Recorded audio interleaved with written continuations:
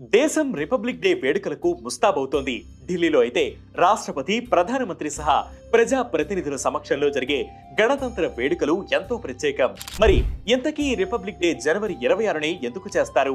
రాజ్యాంగాన్ని ఈ రోజు అమలు చేశారు కాబట్టి అంటారా? అలా అయితే 1949 నవంబర్ 26న ప్రవేశపెట్టిన రాజ్యాంగాన్ని 1950 జనవరి 26నే ఎందుకు అమలు చేసినట్లు?